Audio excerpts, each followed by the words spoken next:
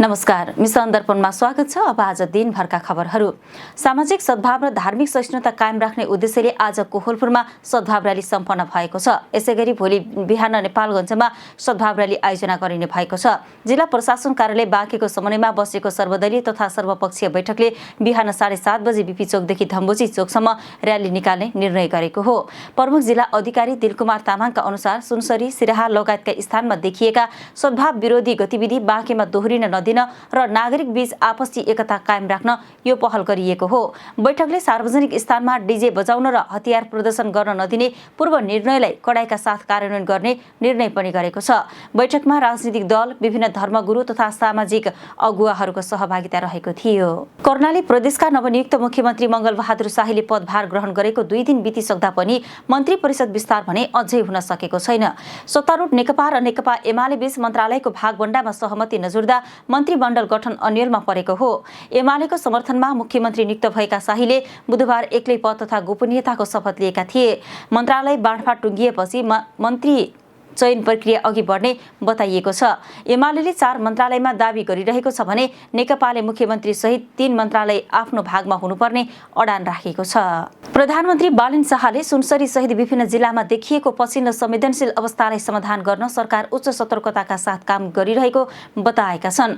सिंहदरबारमा मध्य प्रदेशबाट प्रतिनिधित्व गर्ने सत्तारूढ राष्ट्रिय स्वतन्त्र पार्टीका सांसदहरूसँगको छलफलमा प्रधानमन्त्री शाहले नागरिकको जीवधनको सुरक्षा र सामाजिक सद्भाव कायम राख्न राज्यका सबै सुरक्षा संयन्त्र परिचालित भइसकेको जानकारी दिएका छन्। साथै उनले नागरिकलाई अफवाहमा नलाग्न, संयमता अपनाउन र सामाजिक सद्भाव कायम राख्न आग्रह गरेका छन्।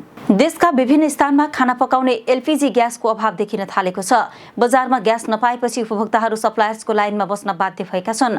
एक सिलिन्डर ग्यासका लागि समेत हप्ता दिनसम्म कुर्नुपर्ने अवस्था आएको उपभोक्ताको गुनासो छ।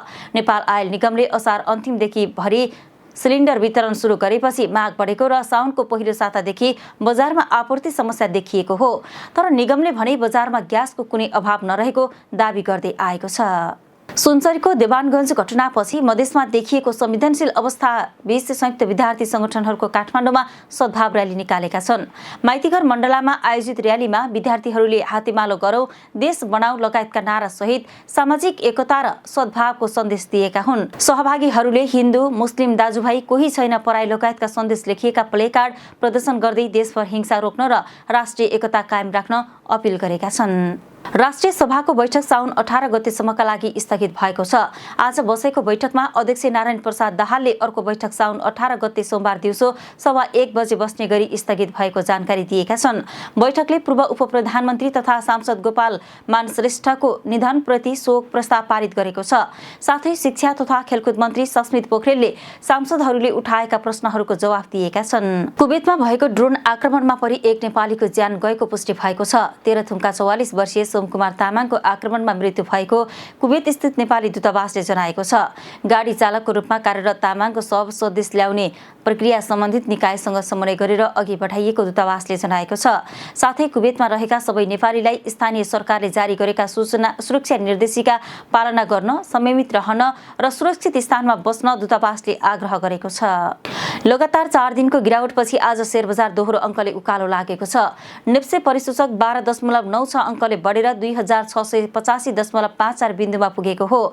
आज 180 वटा कम्पनीको शेयर मूल्य बढ्दा 82 कम्पनीको घटेको छ भने 13 वटा कम्पनीको मूल्य स्थिर रहेको छ। कारोबार रकम पनि बढ्दै 3 अर्ब 75 करोड रुपैयाँ पुगेको छ। साउदी अरेबिया सहित 14 वटा देशले महत्त्वपूर्ण समुद्री जलमार्गको सुरक्षा गर्न संयुक्त रक्षात्मक नौसैनिक गठबन्धन गठन गर्ने घोषणा गरेका छन्। बाब एल मन्डेब स्ट्रेट, लाल सागर र एडनको खाडीमा व्यावसायिक जहाजहरूको सुरक्षित आवागमन सुनिश्चित गर्न यो पहल गरिएको हो। इरान समर्थित हुथी समूहका समुद्री अवरोध र स्ट्रेट अफ हर्मुज क्षेत्रमा बढ्दो तनावका कारण विश्वव्यापी ऊर्जा आपूर्ति तथा समुद्री सुरक्षामा चुनौती बढ्दै गएपछि गठबन्धन बनाइएको जनाइएको छ। यस गठबन्धनमा साउदी अरेबिया सहित Kuwait, Bahrain, Qatar, Pakistan, Turkey, Egypt, Jordan, Yemen, Bangladesh, Nigeria, Sudan, Djibouti र सोमालिया सहभागी रहेका छन्। र निजी लगानीकर्तालाई प्रतियोगिताको हिस्सेदारी बिक्री गर्ने विवादास्पद योजनामा फिफा अडिग देखिएको छ। फिफाले कसैले पनि फुटबल बिक्री गरिरहेको छैन भन्दै आफ्नो प्रस्तावलाई निरन्तरता दिने जनाएको छ। यता युरोपेली फुटबल महासंघ युएफएले योजना कार्यान्वयन भए विश्वकप बहिष्कार गर्ने सम्मको चेतावनी दिएको छ। उत्तर तथा मध्य अमेरिकी फुटबल महासंघ कोन्काकाफले पनि आफ्ना 41 सदस्यीय संघले फिफा अध्यक्ष जियानी इन्फान्टिनो प्रस्ताव अस्वीकार गरेको जनाएको छ।